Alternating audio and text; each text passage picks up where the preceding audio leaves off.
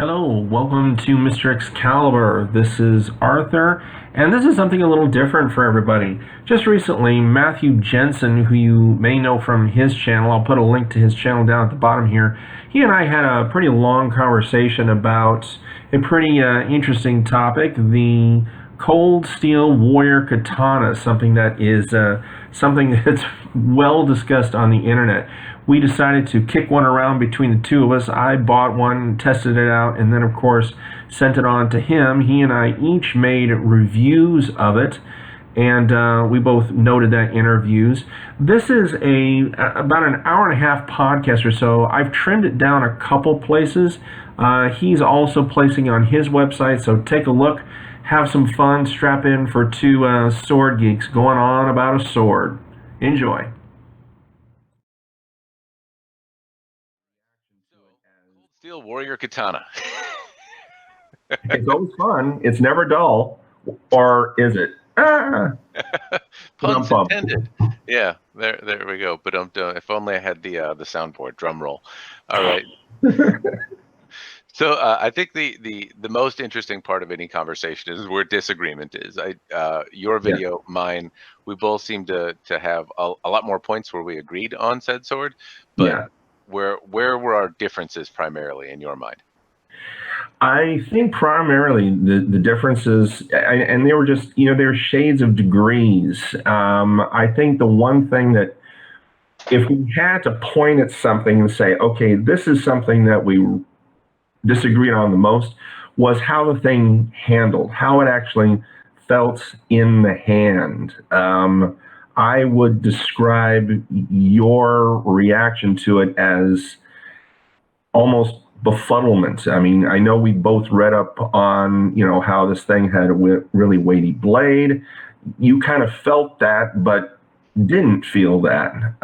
My reaction was, I read the same thing. We both probably done our homework on it. And then when I, first pulled it out of the box and was swinging around in my backyard, I didn't think it was that heavy. I didn't think the blade was that heavy, and I thought it was very comfortable in the hand. In fact, I think it was on one of your videos where you asked me, did you use gloves? Because most of the time I do, and I felt so comfortable with it that I didn't. So I overall felt it was the shape of the handle and how tight the wrapping was and just how they done it. It just felt very comfortable in the hand. That's fair. It's interesting you describe it as befuddlement. That's a good word. Words good.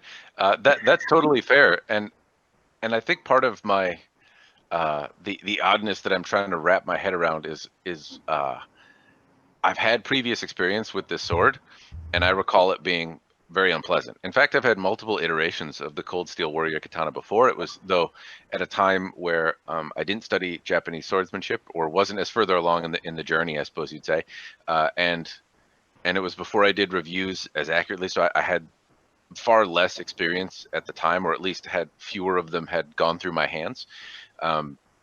Because I haven't actively sought out trying to get one for a number of years because I found them to be unpleasant. And so revisiting them, now I have this other one in my hand, and I'm like, well, this doesn't feel as bad as I remember, right? I don't know. It's like having like black licorice when you're a kid, or like I equate it to like asparagus. I remember having asparagus when I was a kid, and I hated it. It was absolutely awful, and I didn't try it again until I was like in my 30s, and then I was like, this is delicious.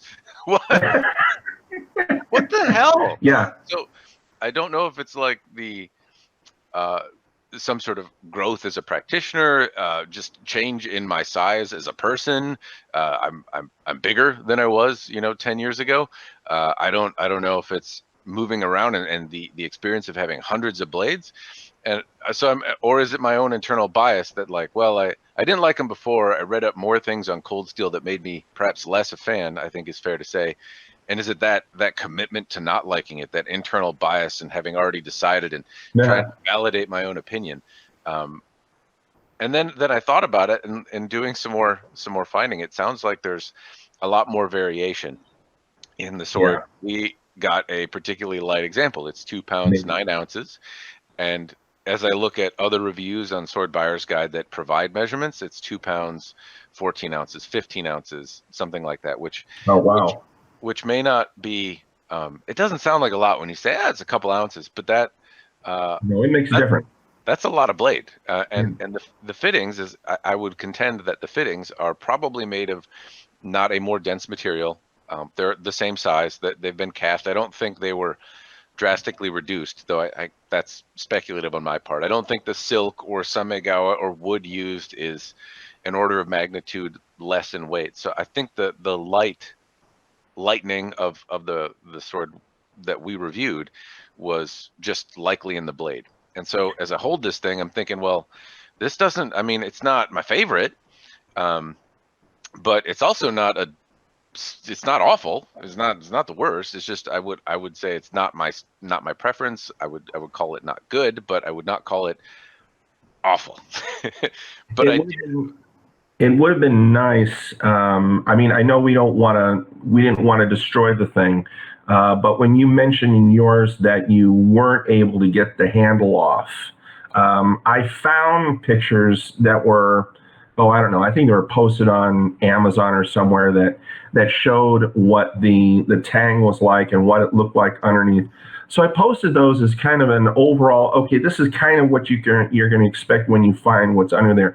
But when we're looking at how heavy the sword is, that may have been nice to see. What maybe that would have made a slightly difference. Maybe the tang was just not as meaty on this on the thing.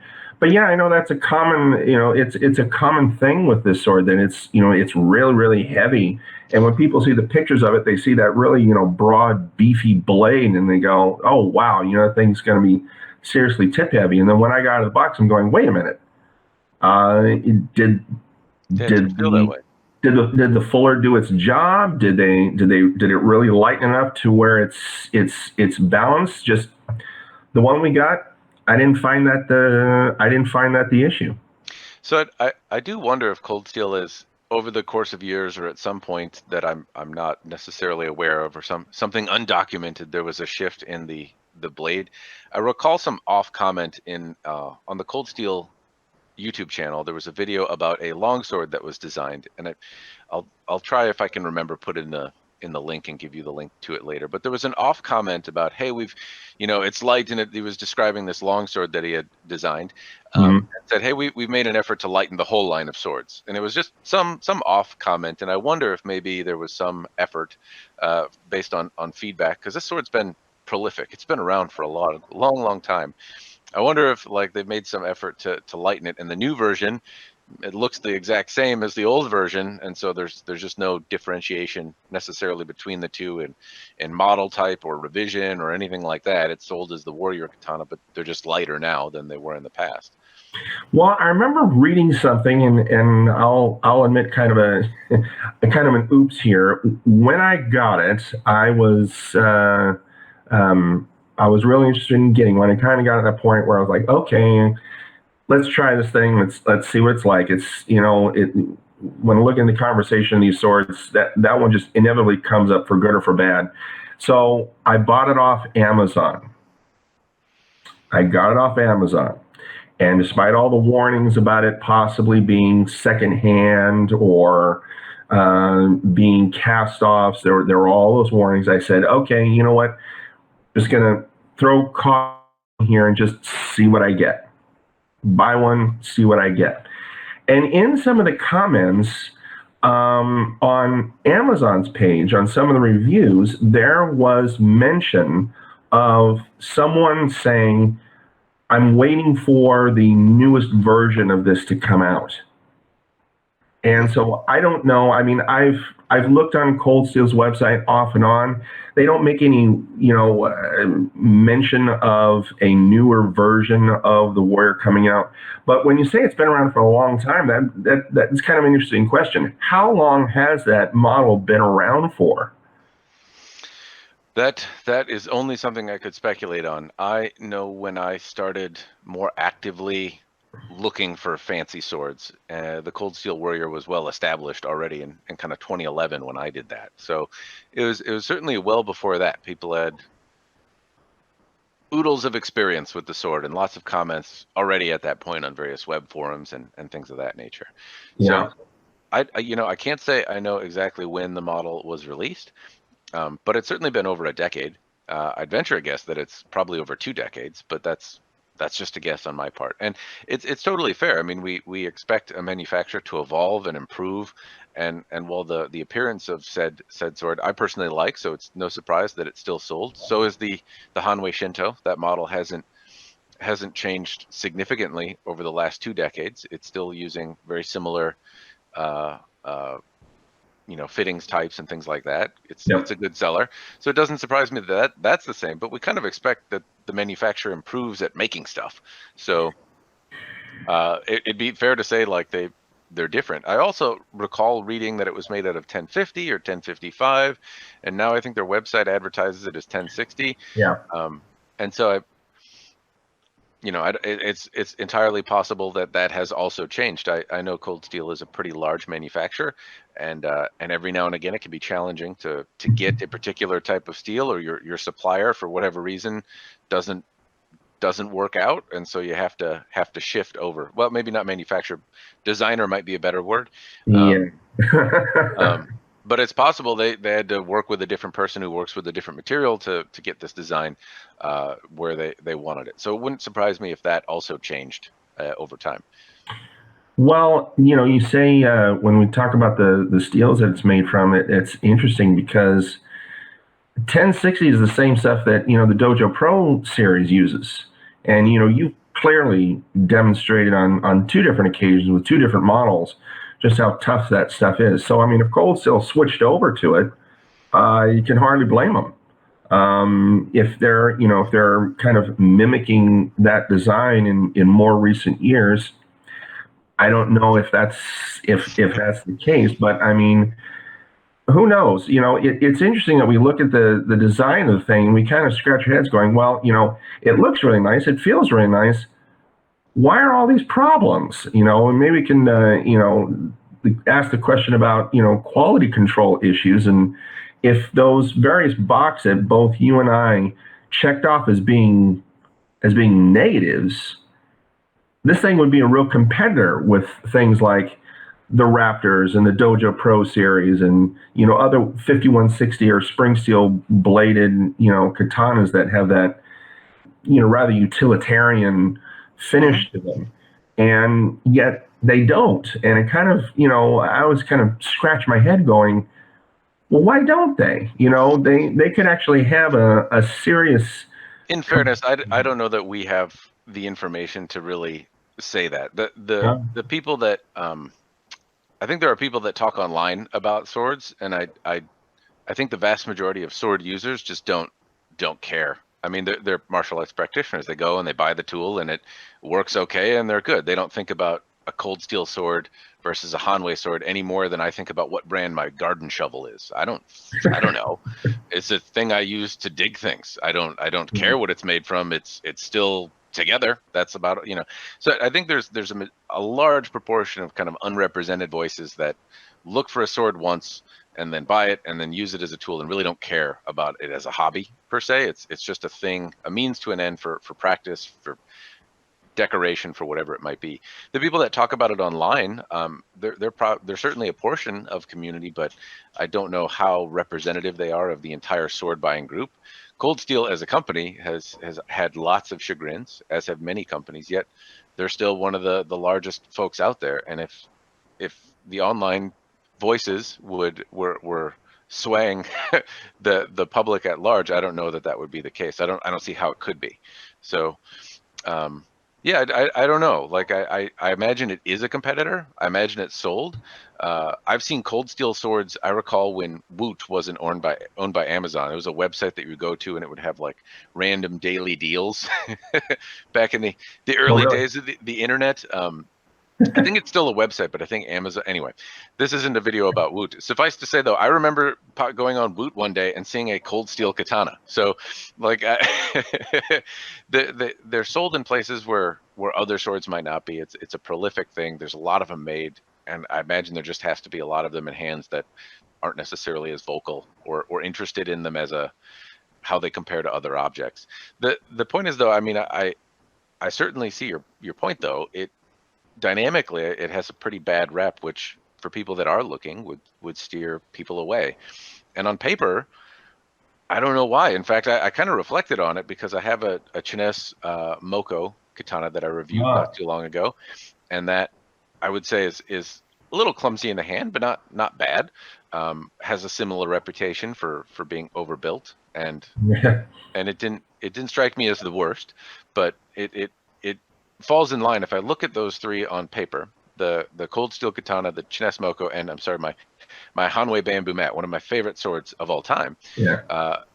They all look like the same thing on paper. I mean, very, very similar. I think as if you were looking at them through the Weapon Dynamics computer lens, and you said, well, you like the Hanwei Bamboo Mat, there's a pretty good statistical chance that you're going to like the Chines Moko and you're going to like the Cold Steel Warrior. Yet that is not the case. And so I've kind of been practicing with all three over the last week or so, just like, why do I think this? Yeah. And a lot of it has to do with kind of where I feel connected to in the blade. There's certainly some degree of sentimentality, I'm sure, but the grip and how it feels in my hand definitely play a part. And I don't know, though. It's weird because dynamically, weight-wise, they do feel similar, but how in control of them I feel and how quickly they want to run away from me, and how I think it's really how in control of them I feel, is where the Cold Steel and Chines both felt like they were trying to run away from me a bit. I don't get that same sensation with the bamboo mat I use, even though on paper it looks the same. Well, I find the Hanweis, and it's not necessarily a bias against Hanwei. Just from a handling point of view, I've had now 4 of them, and they're, as far as the handling of them, I'm not a fan, but I will concede that they're definitely a lot better engineered blades, and maybe that's the issue, and that is when looking at Cold Steel's blade from an engineering point of view, how you've got that almost excessively wide blade. You look at it and you expect this thing to be very weighty, and when I was moving around, I just found it a very solid, nicely balanced sword for its appearance. Now, when I look at a Chines, you mentioned Chines. I just got a Chines Kaze, and I've experienced a fleet of issues with it, all of which have been clearly documented on the internet. So I'm just kind of using this model to kind of confirm a lot of that stuff. But I think about those two, and the Cold Steel actually handles better. I mean, it handles significantly better, at least the one that we got.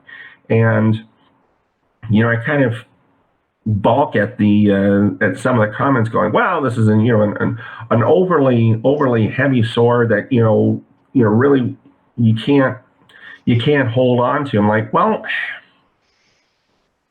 I guess it comes down to some subjective point of view, and the training that you've had, your muscle structure, and all those kind of ineffables that you check off when looking at these things.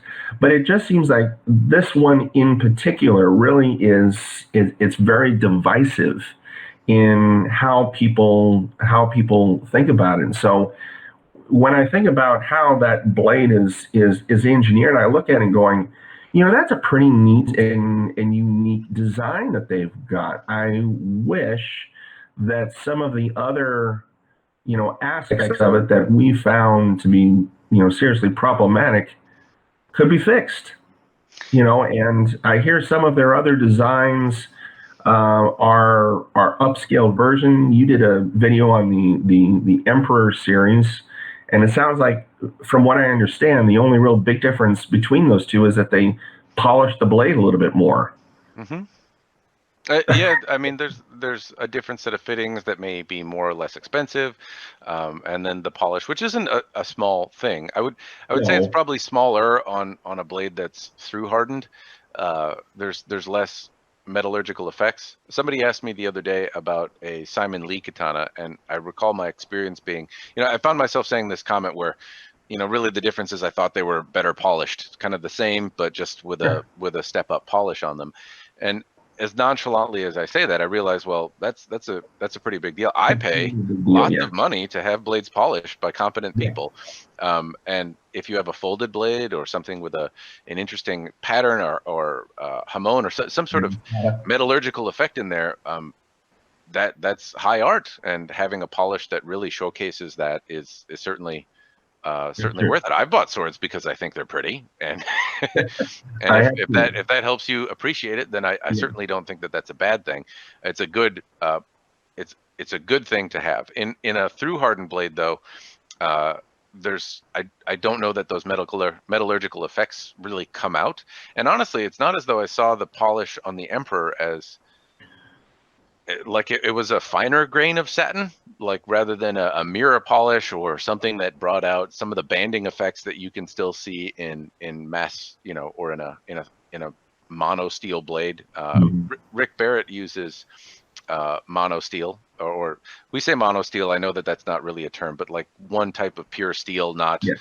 folded, not anything else. And even though he's doing differential hardening on those blades, and there's a hamon and pattern effects, there's still interesting kind of metallurgical banding effects that happen on the surface of the steel, which can be interesting to look at in and of themselves. I don't recall seeing any of that in the Emperor Katana, and that's, I suppose, the main complaint. And one thing that I recall the Warrior Katana being in my previous experience was this cumbersome dead weight in my hand, and it didn't feel like a weapon. It felt like a chore. I mean, not that you couldn't do it, but like I'd almost like I'd equate it to picking up a shovel, right? Like The it gave me, sharpened crowbar is yeah, the common the common nickname that people who share that opinion call it. And I remember having that nickname ringing in my head, going, "Okay, is this what I'm going to get out of the box?" no, Question. yeah, and the one that we have at 2 pounds 9 ounces in. There's another sword I reviewed some time ago, the Minatoshi Performance Cutter, and that was a sword I gave quite a bit of accolades to, and I know we've chatted about on a previous occasion. Yeah. Uh, and I was pretty favorable. It felt that it was, even though a middleweight sword, um, that was 2 pounds 8 ounces, and it felt dreamy in my hands. And that's a lot closer to 2 pounds 9 ounces. That's 1 ounce difference. Yet this one doesn't feel the same kind of balance, and I don't necessarily, I can't articulate why. It might just be my bias, but I think a big part of it has to do with the Ito as well being a little slippery. It's not that the shape of the handle is bad or that it's loose in particular, but I do feel like, particularly outside as I'm practicing now, it's pretty humid and hot out for Minnesota. we Oh. and and so I'm sweaty than I normally am, because I live in a place that's winter 10 months out of the year, and I Yes. can I can take 20 below better than I can take 80 above. So uh, I do know that like my hands are probably slipperier than they are. I don't have indoor options to practice with effectively, and so that certainly may play a part as well. That it just feels slick in my hands, and I don't think that's why most people have complained. But as I try to understand why I think it's meh, I think a lot of it has to do with the Ito not giving me a secure sensation in my hand, rather than the shape or the dynamics or the weight. It just, as I hold it in one hand and swing it, I feel it kind of glance off the base of my palm and try to Hmm. run away. And I feel like I'm really trying to keep control of it with my index finger, and try to keep it from escaping from my hand.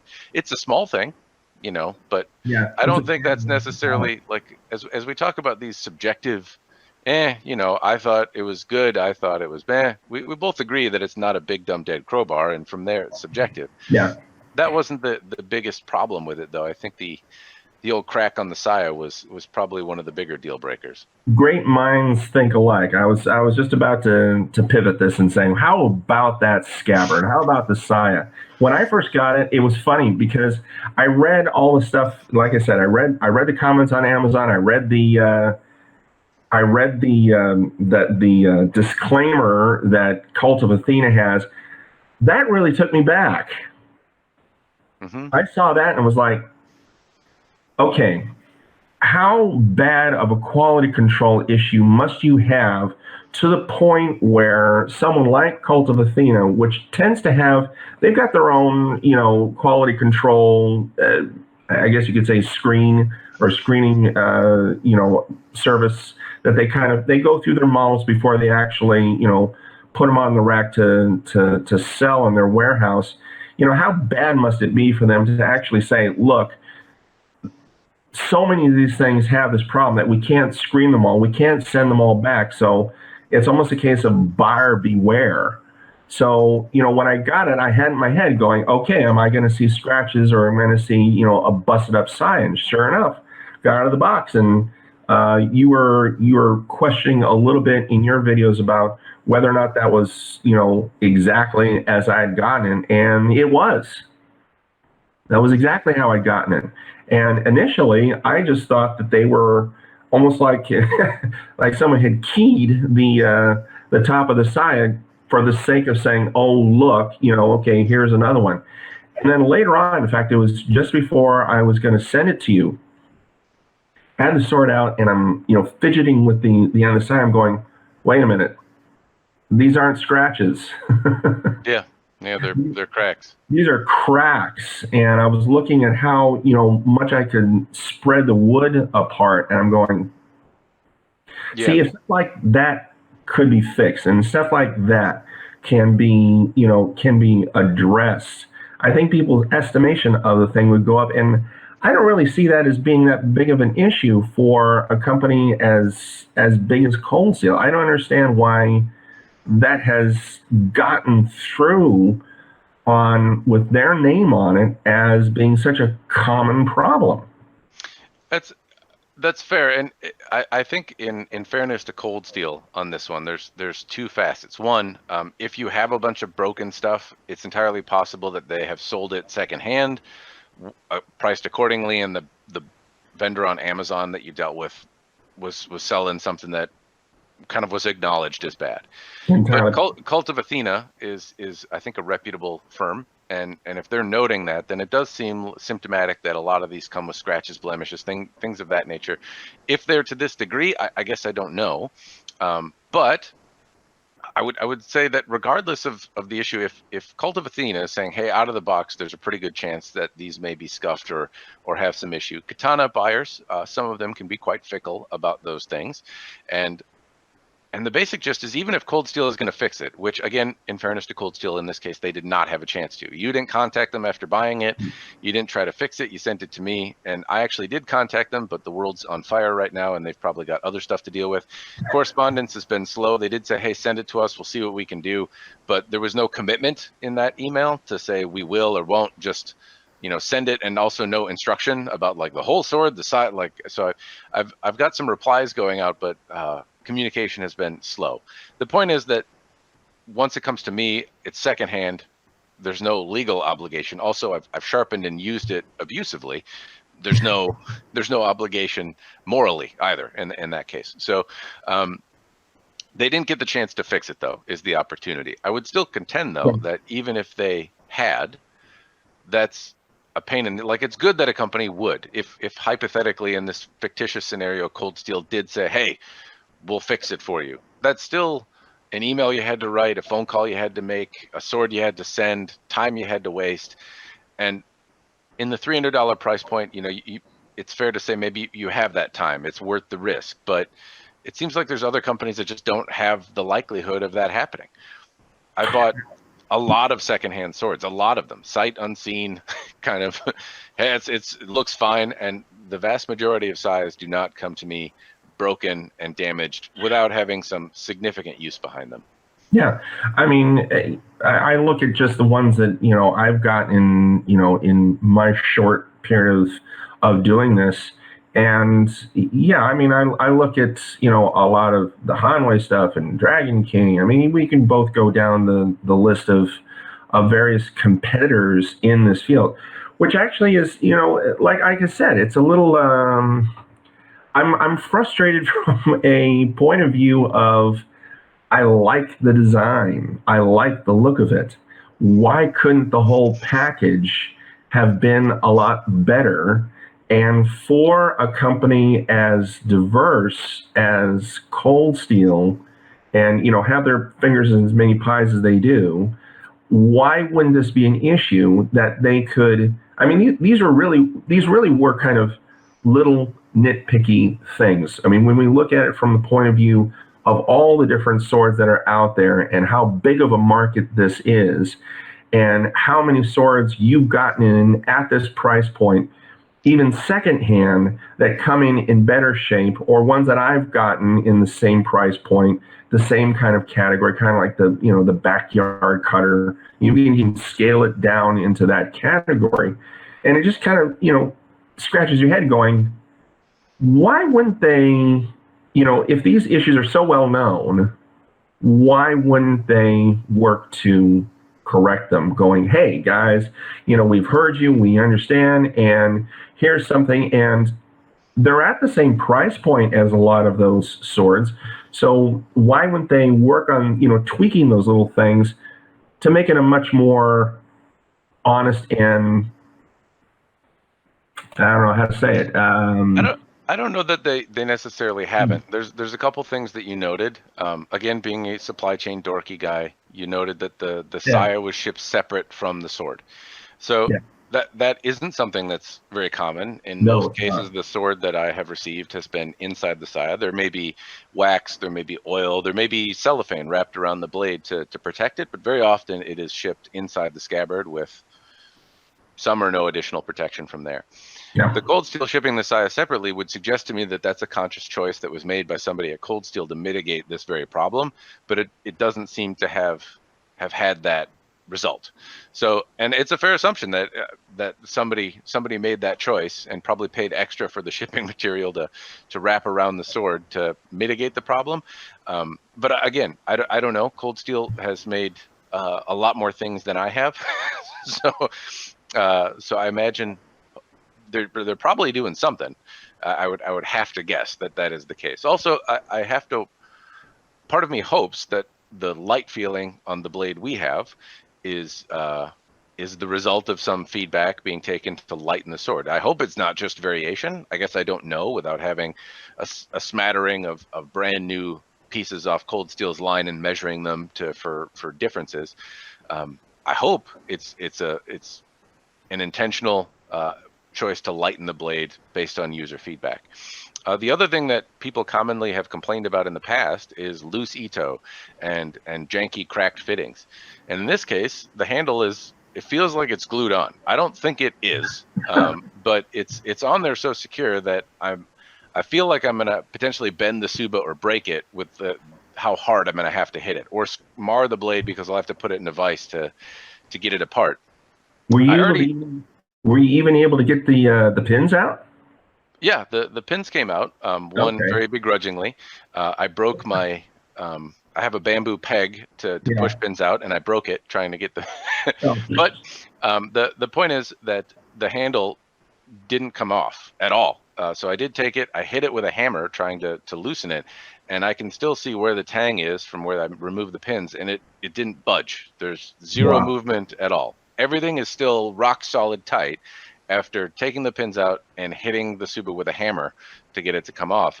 So that's why I say, like, I feel like I would have to now risk damaging the sword to get it apart, and that's not necessary. So perhaps that's a response to feedback, knowing that the majority of customers, anyway, I could play devil's advocate here and say I think some of what I'm seeing is probably the result of a quality improvement effort, but maybe misguided, because I'm still hoping, like, I want it to be tight but also removable. I want it to be light and nimble but still strong, and I want the saya to not be broken. Want our cake and eat it too. Well, and that's the thing. One of the comments I recall seeing on YouTube was that your expectations are too high. You're looking at a mass production sword. Your expectations are too high, and that's certainly a fair point. I think both of us are out there kind of sharing our experience, and people choose to spend their money where they are. Hopefully the video helps. But I think the expectation of this stuff being better, sharper, coming apart, and doing those activities is because other things for $300 do it. Yeah, That's and that, like I said, that's for me. I remember when I was first looking at when I decided to do the channel, I was kind of scouring YouTube, going, okay, handmade katanas. I remember punching that into the search engine dozens and dozens and dozens of times, and just kind of rearranging the words just to see if I could get different different results. And the warrior katana kept on up, and it kept on coming up in a plethora of different people who had either commented on it or cut with it. Of course, Cold Steel's own marketing footage came up, every single time. I think that's actually one of the reasons why it's so popular, is because of that footage. People look at that and go, "Ooh, will it really do that?" But anyway, it's also one of the reasons people dislike Cold Steel. Oh, yeah, that's undoubtedly. I mean, I think people who are in this kind of niche community of ours, and look at this hobby and have handled more than two of these things, they look at that footage and go, "That's cute." Well, I think they take it with a grain of salt. Yeah. Well, I don't know about that. So I think most people would look at that video, the one from 10 years ago, where Lynn Thompson's chucking it and they're cutting all sorts of mats and jamming it through car parts and stuff like that. And I think there's a handful of people that will see that and be like, "Hey, this is the Ginsu knife marketing of sorts, right?" And they're trying to sell stuff, and obviously, like I don't expect it to, but it is cool that the thing is in one piece after going through a car hood. It is cool that they're chucking it and it didn't break apart or anything like that. So Yeah.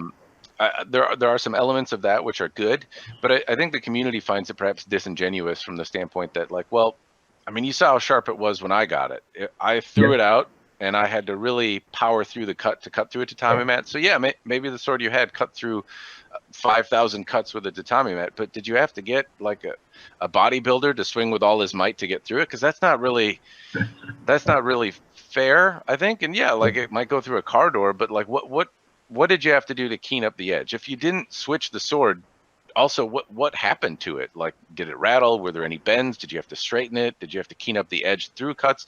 All of that might be expected, but that wasn't part of the marketing message. No. It was kind of like, it's perfectly sharp and it'll cut through cars and then cut through tatami and check out slices tomatoes, and a lot of people will, in fairness, see that as the hyperbolistic American style marketing that's out there, right? It's the infomercial of the day. But other people see it as like, well, if you're trying to practice with it, if you think that this is going to be an effective tool for the money right out of the box and last forever, you're giving people a pretty unfair expectation, because the sword is not that. No, I mean, and that's, but I think also it's also what it sets the Warrior apart from just about every other model we've looked at. I mean, look at the dozens and dozens and dozens and dozens and dozens and dozens of models that you've looked at, and just in my comparison, the short list, and how many of them have that level of marketing behind them? Zero. Yeah.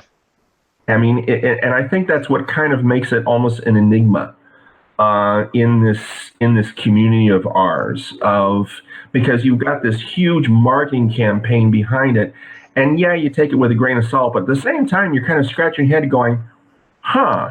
And often that question leads to people like us actually checking one out. It's like, okay, well, a few more bucks in their bank because we were curious.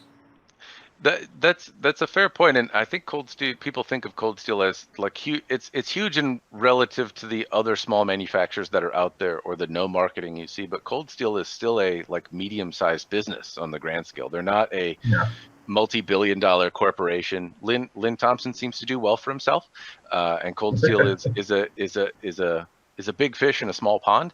But that's kind of, I think, where this marketing comes from. Is like they have a budget to have marketing, and they spent money on it, but I don't know if they're engaging the same kind of firms that like Target and Walmart. They're not a big company like that where you can hire experts that know how to toy with people's emotions in a way that's more subtle. Back to where we kind of spun off on this. When you think about that, you think, why wouldn't you make a product that could compete with a Raptor? I think we've both taken our turns with Hanway's Raptor series, and we come out with an overwhelming, well, really nice blades. The aesthetics are nice.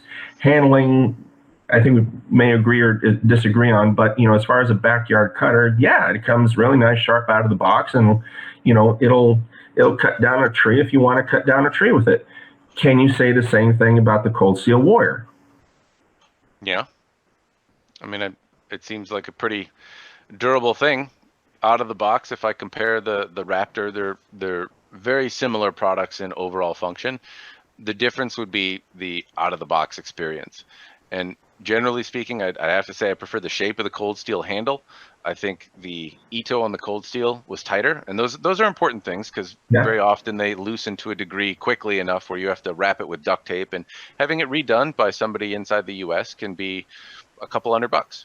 Wow. Or $100 at least. I mean, it'd be tough to get away with all the shipping and time for less than $100 if you're all thumbs when it comes to making the Ito tight. And so people glue it, they lacquer it, they duct tape it. That's also a common cheap solution. But the point is that you'd have to fix it if it gets too loose over time. So I like, in this particular instance, the Cold Steel Ito. I don't know if that's consistent across the board, because I want to say I've also had some that were loose, but this one was tight. Yeah. But the Hanway has a less noisy scabbard. They come apart if that's important to you. Well, depending on the model you get, but the other $300 Raptors and stuff, they've all been able to come apart for me. They come sharper out of the box and ready to do tamashigiri, which is based on what the video suggests. They're cutting tatami mats, and based on the sales description, they say it's a good product for tamashigiri. I would say that the Raptors come out of the box with a sharpness level ready to do that better. If you're going to do it competitively, anyone that's using a sword to do tamashigiri competitively tells me I got to learn how to sharpen the sword, and that all of them need to be keened up out of the box. Yeah. I would say that the Raptors come with a level that's sufficient, or at least better than the Cold Steel has. And the sides aren't broken. Like, they're less noisy, and they're also in a condition where I can use them and not worry about them being broken out of the box. So there's some differences. Can either one go whack into a tree and survive? Yeah. Probably. I mean, in terms of them being functional, durable products, that's I don't think in question. And honestly, something that deserves a tip of the hat, right? Like, we do nitpick over these small things, but basically, any of these, you can go in the backyard and whack a log, and in my experience, they don't break after that or bend. They're all in all very durable products. And for $300, like, you could buy a sword. Exactly. You can chop stuff with. It's pretty cool. That's kind of, again, I keep on coming back to this theme of mine of kind of frustration over it. They made a tough, robust blade. I mean, is it particularly keen, sharp right out of the box? Not in our experience. You even had to sharpen it up yourself. But the fact of the matter is, once you did sharpen it, and you plowed it into various different things, didn't break, didn't bend, didn't roll, didn't ding, didn't dull. I mean, I whacked it into an ice cube. I mean, I read on several places where people just outright they said, you know what, this is a good, really wide blade. You can afford to have it, ground down some, and you can put a real keen edge on it, and poof, you've got your cutter. You can, keen it up, sharpen up really nice, and for $300 done. And because of the overall just toughness of the blade, you're getting your money's worth. And I guess that's a credit to how well they are, or whoever they've subcontracted out to, how well they've tempered their blades, how well they've heat treated them. And if it is in fact 1060 these days, well then it's proven to be a reliable material. So they've checked that box, and to their credit, that's the design very much lends itself to that kind of that credibility. Yeah, and that's, I suppose, the thing is, when we talk about these $300 swords, I don't think it's bad. right? Like I don't think you're not getting $300 worth of sword, and that's I suppose not the question. It's really who else gives you more for that $300. You might be getting a That's it. $600 sword for $300, but somebody else might be giving you an $800 sword for $300, right? And so Yeah. and as we look at the competition on the market, that's where the struggle is. Not that the Cold Steel piece is a ripoff, not that these failures aren't unforgivable or something that you can work with, and not that even that you shouldn't expect some degree of failure or imperfection for a sword at the price point that you can kind of work around. The question is, does the competition do better? And so as I look at Hanwei in general, I'd probably go with a practical XL, similar wide beefy shape, Yep. or a practical XL light, similar wide beefy shape with a bohie in it, and they're similar in price point. Yeah. I don't know if the practical XL light is still around, but they do make light bohie variety with wide, thicker blades. Or I'd order something wide and thick from another custom manufacturer, and I think I would have more confidence that I would deal with these same issues, but I'd still get a blade that kind of checks all the same boxes. And I think that's what it comes. I think that's what it comes down to. I mean, when you're looking at something, first of all, who is this? I think when you look at Cold Steel and who they are marketing this sword to, are they? I mean, one of the things that kind of flashed in my head when I looked at it compared to just some other ones that I had hanging around, going, this is kind of the Amazon Kindle Fire of the sword world. It definitely hits almost a niche market because of its design, because of its popularity. But yet you look at, especially the promotion videos and going, okay, I know the one that I'm going to get out of the box doesn't do that. But man, it sure is going to be fun. Price I of 20. think that the I think the Musashi $50 sword is the Kindle Fire. Oh, okay. And I say that because one, they are the same price. I think you can buy a Kindle Fire for like $50 or less. Oh, okay. That's true.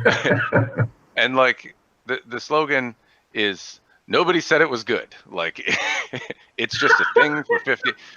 And the folks That's at the Musashi, no, it's not, but it's like nobody is arguing that the $50 Musashi sword is a good sword. It's the best sword you can get for $50. $50. And the Kindle tablet seems to be like, hey, it's got a name and it's $50. Like, yeah. The Cold Steel is more akin to people that are investing something, and $300 is not an investment for people that are of means, that have a lot of discretionary income to spend thousands of dollars on a piece of steel.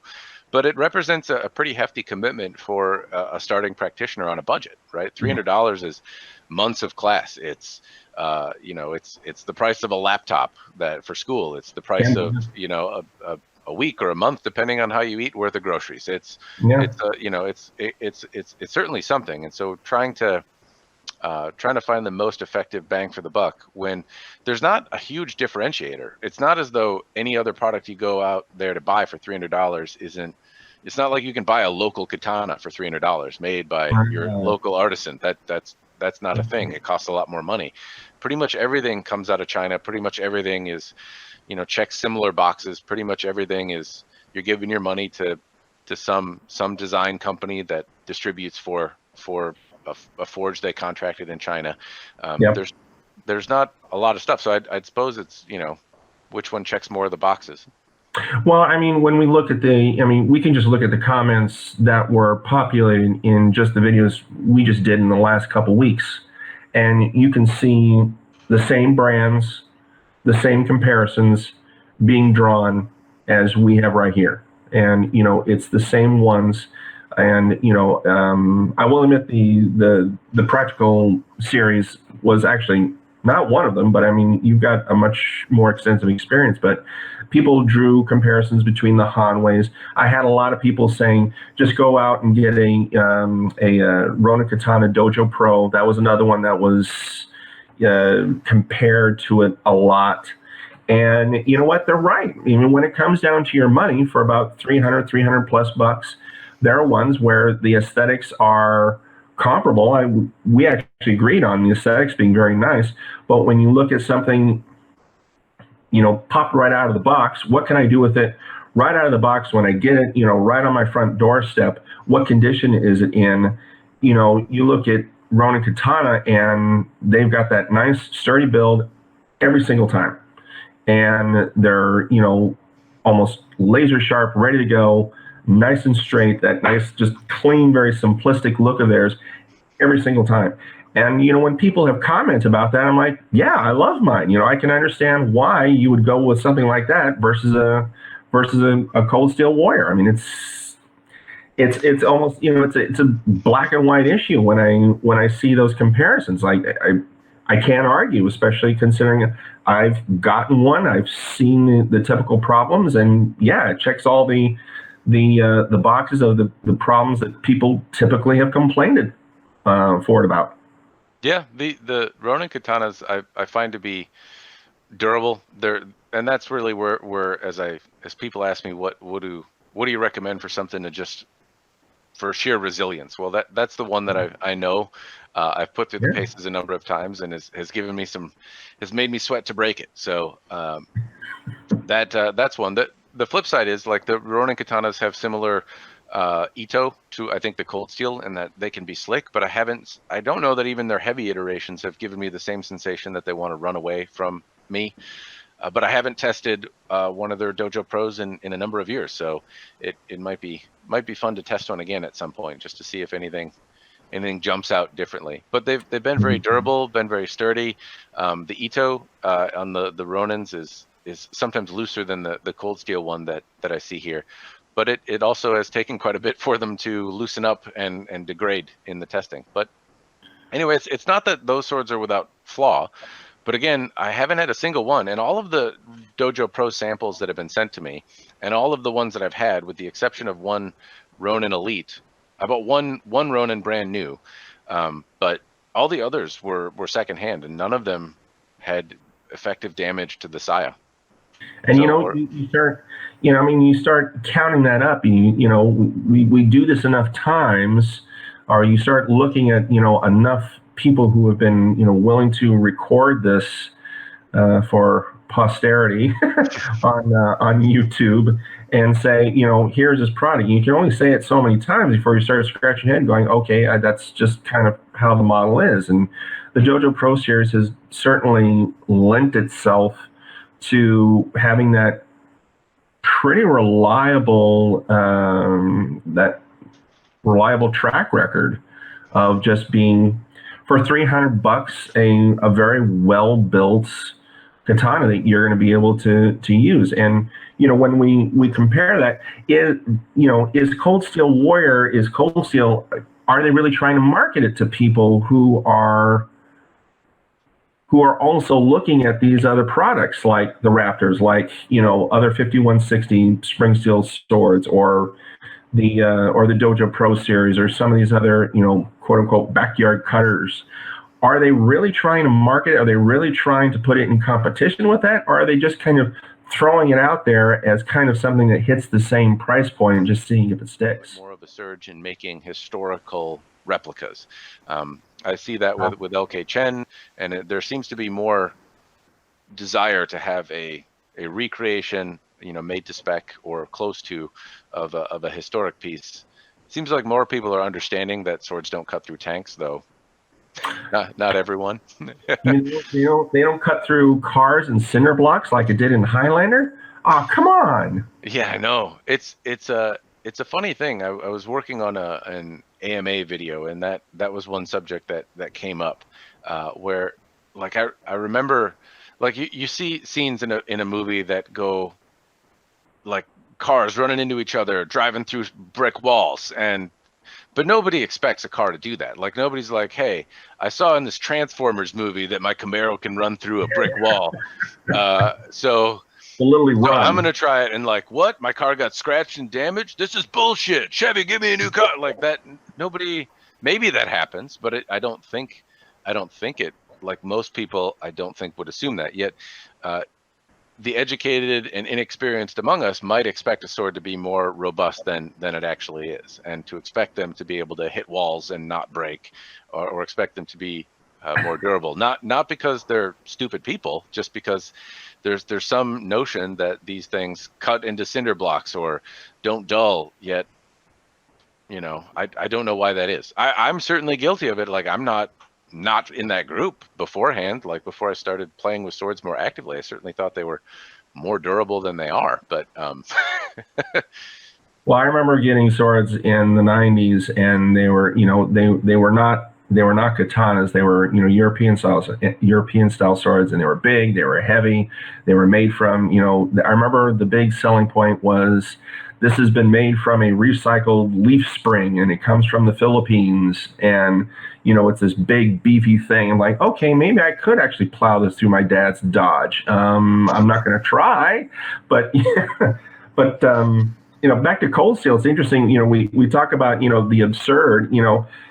Look at their marketing footage and how they put it out there, and the stuff that they plowed it through. I mean, it definitely kind of lends itself to that that mystique of swords, and maybe that's why it's so popular. Maybe that's why it's continued to constantly pop up. I was really interested once we decided to do this, to do both videos and then this, really kind of see what what skeletons come out of the closet when it comes to this. And of course, you heard I loved reading. I got to credit him, Backyard Samurai. His comment on yours about all the historic issues he's had with Cold Steel in general, that dug all that up again, and he resurrected that whole conversation pretty definitively. So it's always interesting that whenever this particular model comes up, it's like poking a beehive. All of a sudden, people in the community really kind of start, buzzing about it, and you get people going, I'm Cold Steel Warrior. So I think it had the desired effect. I don't know if I'd call it a beehive. There certainly is some conversation around the owner. There's basically a lot of reasons that you might have the feelings that you do around Cold Steel. It can be other experiences with their products, and maybe that's made you a fan or not. It can be the owner. The owner's put himself out there as as he has pride in what he does. He's braggadocious and is he's a very singular individual. Yeah, he's a character, and that that lends itself to praise and hate at the same time. So maybe you don't like his demeanor as a person. He also has activities and proclivities, if you will, that he partakes in that some people disagree with. And the thing is, like, I've kind of said this in a different video, but like I know Paul Chen started Hanwei, but I don't know anything about the man, and I don't know that I've necessarily looked for him or Mr. Thompson from Cold Steel. I haven't sought out information about either one, but I feel like I've seen Lynn Thompson be very active, be very public, be kind of outgoing about his hobbies, his interests, sharing what he perceives as the truth, and then dealing with the public opinion of it. I don't know that I've ever seen Paul Chen take a stance or talk or be public facing. It's possible he has. It just hasn't come up when I've searched for things. Yet when I search for Cold Steel, inevitably I'll see Lynn Thompson providing some sort of message. And so there's a lot more opportunity. He's a lot more out there, and so as a result, there's a lot more opinions about his opinions, and I think that happens anytime you put yourself out there, and especially if you're the biggest fish in the pond, there's going to be people that chime in about it, whether it's due or not. Yeah. But yes, I don't know that it's a beehive. I think it is interesting to find out why you don't like it, though. And in this case, there's a lot of people that don't like it because it's really heavy. Well, maybe that's changed. Maybe it's worth another look, or maybe it's not, because there's still some obvious potential where you can spend your money elsewhere and be confident that you won't have those issues. maybe you maybe you don't like the owner, and if that's the case, then hey, talk with your money. Don't support him. Or maybe Yeah. you love the owner. Hell, then buy a Cold Steel Katana if you're a fan of the company. They seem to be durable products. I don't think it's going to break or shit the bed on you. It's just you might have to, sharpen it and glue the side together a little bit. You mentioned that speaking of just other Cold Steel products, you mentioned that there were some people who had reached out to you to do the Gold Lion. Yeah, I've had requests to do it, and that's Interesting. you've reviewed that. Well, I would say as soon as Cold Steel came out with new models, there was a Steven Seagal style I don't know, some Naginata style wakizashi. I Hmm. got requests for that, and then the Gold Lion, the new kind of fancier version of the Cold Steel's products. But I haven't had any of them. So I've had all of their base models, that like the older ones. So I've had a number of the Warriors. I've had the Dragonfly, and I've had the Emperor Katana. But none of the newer ones. The Golden Lion, the whatever else, and then the newer Nito looking Wakizashi, which I will admit looks really cool. But yeah, the Golden Lion. When you had that, where are they similar and where are they different? Oh wow. The the Suka was. I'll just start like you do from the back end and go all the way to the sharp end. Um, the Saya came in perfect condition. It was overly loose. I mean, it didn't stay inside. It didn't stay in it very well. For a nice sword, it wasn't very Easier to fix embellished. than a crack, though. Like you can glue in a shim. A Oh shim is yeah. easier to put in than fixing a crack. So Oh I'd yeah. say that it's at least progress. Yeah. Well, the interesting thing is for so much of a nicer sword, I would expect the side to be a little bit more embellished, and it wasn't. But I mean, you know, that's kind of a secondary issue. But I mean, I didn't have any issues with the scabbard at all. It wasn't cracked. It wasn't broken. There weren't any problems. I'll be honest. I can't remember whether or not there were any eyelets on the what I call the Saya plug where you can loop the Segeo cord through. Normally they put little decorations on there. Sometimes they're loose. Sometimes they're not. Shitadome, I think. Shitadome. Okay. I'm probably saying it wrong, but it's got the word shit in it. So Okay. that's how you remember. That part right. Yeah. But the I don't remember if it had those pieces or not, but I just remember it being very simplistic and there wasn't anything wrong with it. So check that box as being okay. Um, the blade was incredibly light. I mean, it was the antithesis to the Warrior. It's about the lightest katana that I've ever had, and it's been advertised as such. When you look at the promotional footage for it and even the information, just the very, very rudimentary information that Amazon puts on it, they state right up front. They said, this is a very light sword. And they were right. Weight wise, I can't remember how much it actually weighed, but I mean, just the feel in the hand, it was a feather compared to, just about anything else I handled up to that point. Um, the handle was actually pretty comfortable in the hand. Everything was nicely tight, was nicely wrapped tight. The thing that was kind of disturbing though, and I've read this in other places, was the gold decoration that they've got on the fittings. It's the coloring itself is a little bit sloppy, and when you hold it up to your nose and smell it, it smells like spray paint. Hmm. And I'm not the only one that has found that to be true. I've read that in a couple different places where they said, "Why does this smell like spray paint?" And there's Yeah. a line decal or relief on the Fushi and Kushira and on the Tsuba.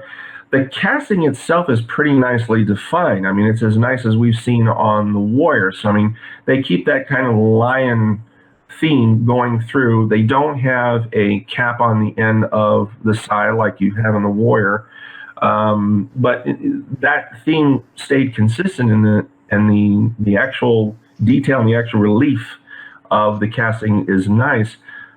But the actual gold coloring, you kind of wipe it off and you start seeing it coming off on your fingers and your thumbs going, um, Um, huh. Shenanigans. I call shenanigans. Yeah, it's like I don't know about that. But I remember when I was cutting with it, the thing is absolutely really nice. I mean, for someone who may not have great amount of upper body strength and really wants to swing away at things, this thing would be the one for you. I mean, it's very lightly built though, so if anything, it's probably good for tamashigiri and not a whole lot else. I mean, this is not something that I would suggest, plowing through twigs and underbrush. The hata on the hata pattern on it was very nice and showed up pretty well, which was nice. So aesthetically, it had some really. It cut for you pretty well. Huh? It cut for you pretty well. Yeah, actually did. Not rattly, and Ito seemed tight. No, well, no, it did rattle, and that was an issue, and that was the I always get them confused. Which is the fushi? Which is the kashira? The fuchi's the one up by it's the collar on the handle by the guard, and the kashira's the end, the little nub in the pommel. I'm always getting those switched, and I've heard people on YouTube get them switched. Okay, I get them switched. Yeah. Okay. So the kashira was loose. I mean, I could wiggle it. And that was right out of the box. So when you said antithesis, it really seems like they are opposites. Like your saya was loose, and so like even though this one was tight or cracked, it was still actually tight. It was just cracked. So not cracked, but loose. So the opposite problem. The handle was really, really tight and well cast, and no odd odors as far as I could tell. But everything was tight, and on this one, the handle's loose. The blade on the Warrior was sharp-ish. I mean, I wouldn't want to be hit by it. It's not a club, but not razor sharp. But on the other, it's really sharp. One is heavy, one is light, one is not folded. The other, like, it's really quite the opposite. Especially, it's odd that opposite follows in like the quality control spectrum as well. So yeah, it really was. It really was kind of weird. So you can do it. Just do it all together. Like you could send a saya that's not broken and tight. Like you could just put those things together. You can make handles that are tight and have good ito. And also potentially will come off. You could just do together, one in one. You can make a blade that's nice and light and sharp. Just in one thing, please. In one thing. I feel like a line from a movie coming out. You can do it, Yeah. Very good. Yes. Well, then they can do it. There's hope for the future. It's possible. I mean, I think at the end of that video, I basically said, my impression was that they had got a hold of a forge that did a very nice job on the blade itself, how balanced it was, how it looked, how sharp they made it, all the different elements of it, and then everything else looked kind of rushed. Well, it's possible they're doing the same thing. I find them very, very similar. Now, I haven't had the Cold Steel Gold Lion before, but I have had some higher-end Dynasty Forge pieces. And if I look and compare Dynasty Forge to Cold Steel, they have what look like similar hands on the blades. The Musha series from Dynasty Forge has a lot of similarities in the type of polish and the fit and finish levels that Cold Steel does. They have a lot of similarities. There's some differences in blade design and geometry, and I would say that the Dynasty Forge pieces don't give me the same sense of heft, but they're still beefy, if you will, at least in that lower line. But in the folded series, they felt quite a bit different. I've had the Daimyo series folded pieces, and they looked really nice and felt really good, but the fittings on them were not at the same level as the blade. And it sounds like on the higher end side of Cold Steel, you have something similar. You have kind of haphazardly placed golden embellishments. You have kind of fittings that maybe are beneath the level of quality that you see on the blade. But the Dynasty Forge pieces, I put them as like a fantastic feeling blade that seemed like a great candidate to be remounted by somebody more apt at putting them together.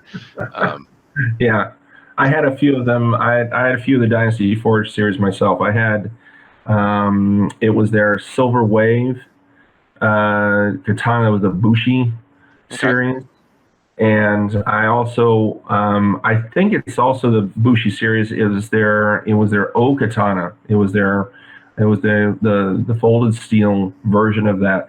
The O Katana was excessively heavy.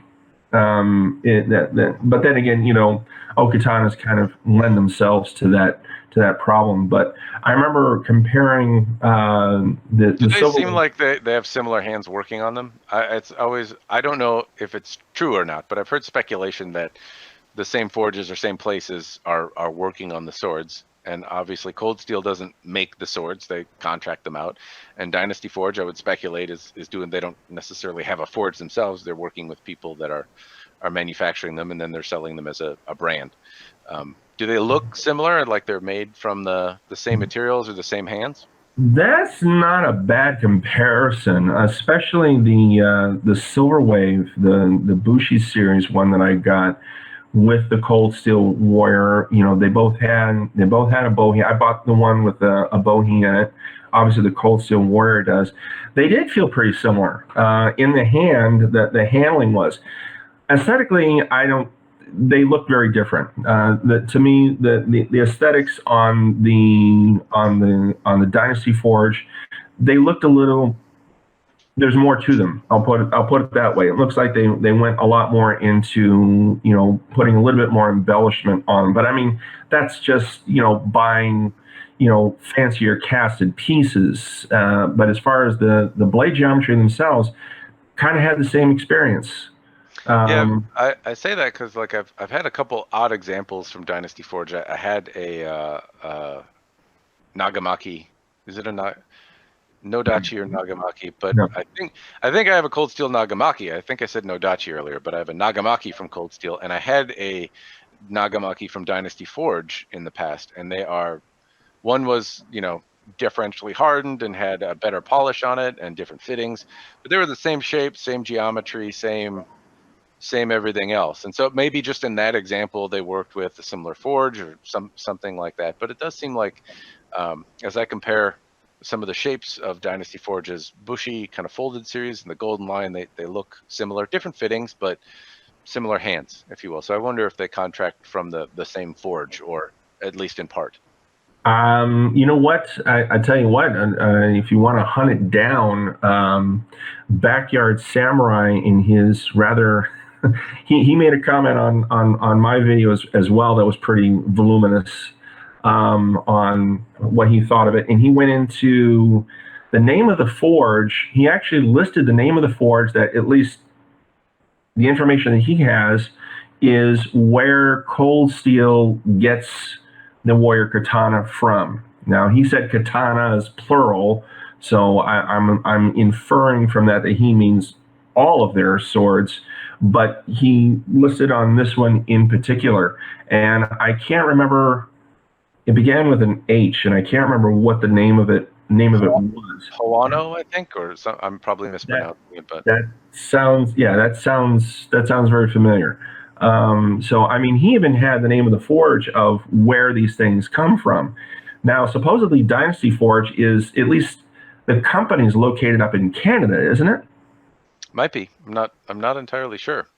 I've chatted with some folks at Dynasty Forge, and they're pretty generous with time and information and such. Because I had some questions about the Tamahagane line and how they define it, and some of that kind of stuff. But I don't know that I have any answers about where they contract from. The main thing is, I think, it can vary, right?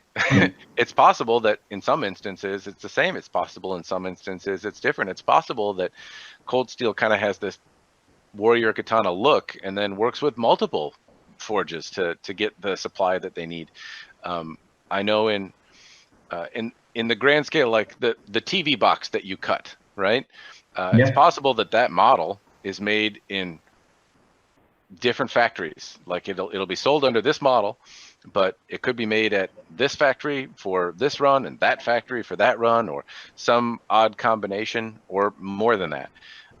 Because sometimes somebody can't make enough, and so they'll have another company, a different company altogether with completely Yep. different parts, make that TV, and put it together. Not always, but it's certainly a possibility that you think, hey, I'm buying this thing, but this thing may be manufactured in 5 different places and sold under the same model with the same look, but the keen-eyed among us can spot all the little differences that show, you know, which manufacturer did it. I don't know if that's the case with Cold Steel. That's pure speculation on my part.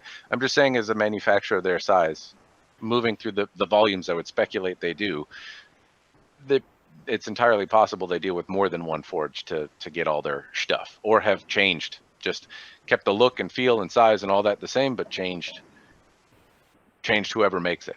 It doesn't seem that way, because there are a lot of similarities though between the one I had years ago and the one that's in my hands now.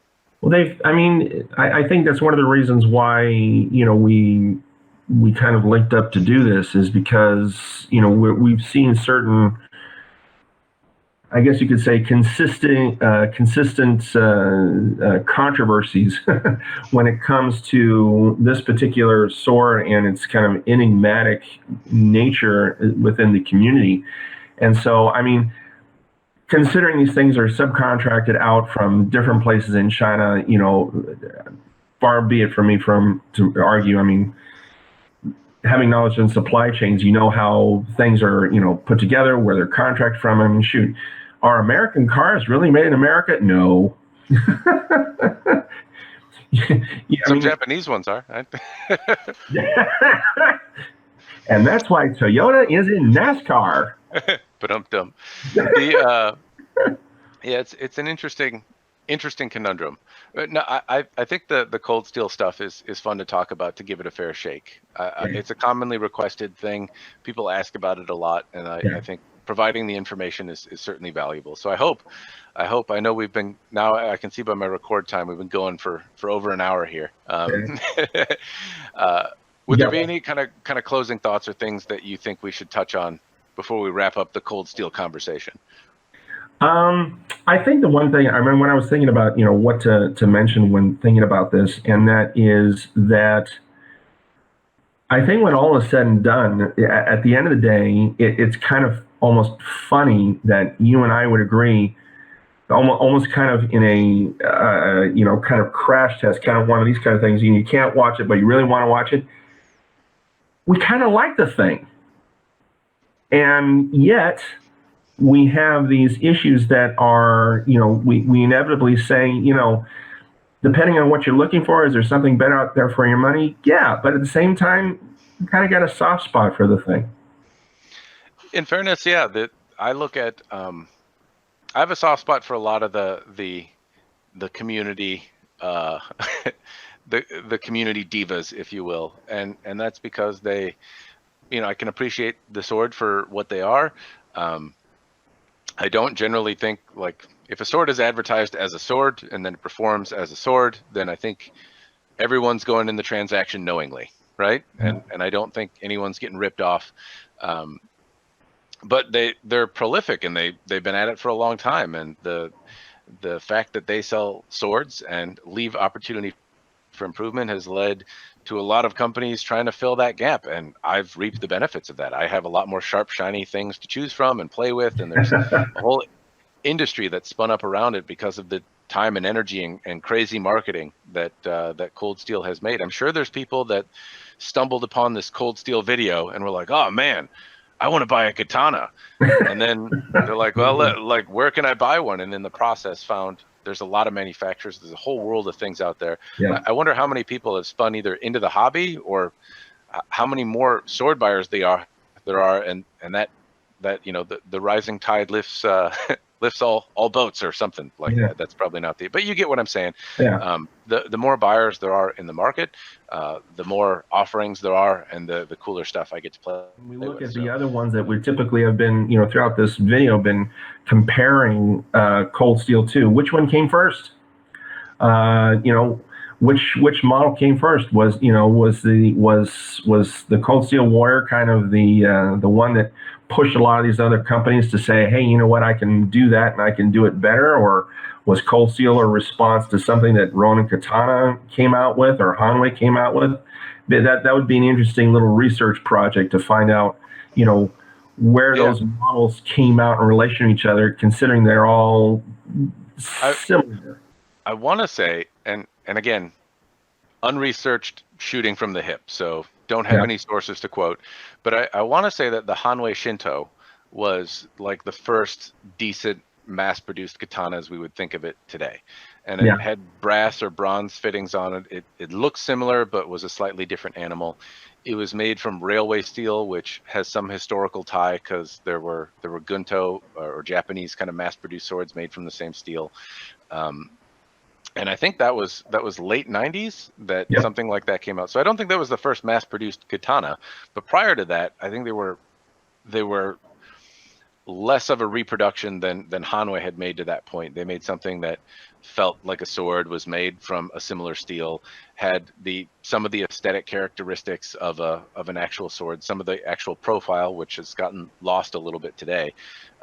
Similar looking fittings and Ito wrap, and not this beastly club of stock removed nonsense, which it seems like some of the swords prior to that may have been.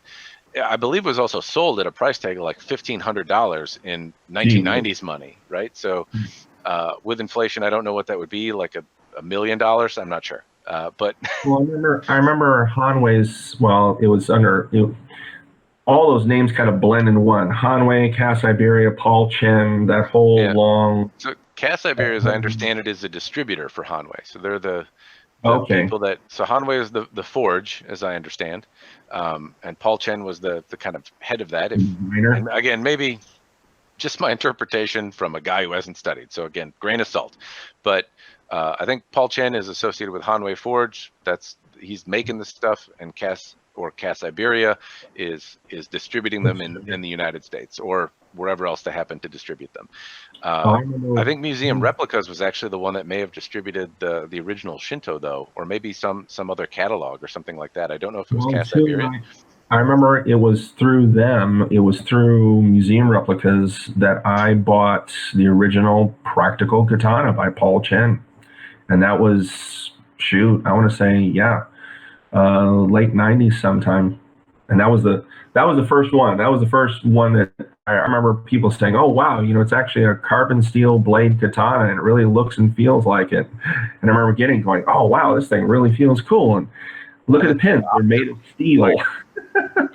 But for the time, right? I mean, that's one of what I say, like this proliferation of these katanas, Hanwei and Cold Steel and these other companies, kind of started this thing, and people were like, "Oh, I could buy a katana." And at the time, I think that thing was like $400. And now, look at what $400 can buy you. You can get a folded steel, like I reviewed a sword from Jayco, or Sino sword a while ago, and it's like $300 for a Sanmai folded steel, differentially hardened. It has a rattan wrap saya and some really goofy off the wall set of fullers, and yeah, I mean, it's really interesting thing, which is far more complex, and it's $300 in today's money versus $400 in 90s money. Yeah. Like it's like electronics; they get better and cheaper, and it's a strange thing. I got a handmade. They're yellow bamboo design, and it's a folded steel blade, and it's got some really nice fittings for it. And it was below $400. I'm going, if this had been around in the late '90s, this thing would have easily cost $1,000, $1,500 because there wasn't anything to compare it with back then. And so if someone had taken that and tried to market it, they would have said, okay, this has to be over $1,000. And, there wasn't anything to compare it with back then. So yeah, it's exploded since then. Honestly, though, like if you think about it, so a lot of the custom smiths charge thousands of dollars for their swords, Yep. Right? And rightly so. You got a person with skill and talent that's got to eat and make this thing that's complicated and takes a really long time. And when we go to the Chinese market, it's not that's where this idea of value for me comes from. It's not that these swords aren't worth more. It's just that the market has driven the prices down, and the features have become more rich over time. And these custom people are charging probably less really than it takes to actually make a sword. They're not getting fat off of it, right? So it's a labor of love to actually make these things, and spend the time doing them individually, and they don't charge nearly enough to have a good standard of living. And on the other side in China, they're drastically underpriced and cut even more. And so I don't think anyone is actually paying what the swords are worth. Perhaps in the 90s they were, but it doesn't seem like that's the case now. I'd have to agree, because I look at, I mean, one of the things that I've kind of determined is, and it's just by my own personal reason, I'm determined to spend, you know, when I look at the different ones I'm looking on my channel, I'm keeping everything under $1,000. That's kind of where I'm trying to stay, and I haven't even scratched the surface. Yeah, When I lot look, of options. when I look at what's out there. Well, this has been fun. Yeah. This is cool talking about this. Sword time, ramble time. Well, yes, we should wrap it up. It is now, I don't know how long it's been, but longer than anyone else, longer than anyone is still watching. So Who knows? who knows? That's right. Well, anyway, that's I suppose we can wrap it up here. I appreciate the time, Sword Friend Arthur. Mr. Excalibur, I'll put a link in the thing to your channel and all that fun stuff. And Thank you much. hopefully I can remember to put links to whatever the hell we've talked about through this video. All right. We'll do. All right. You have a good one. You too.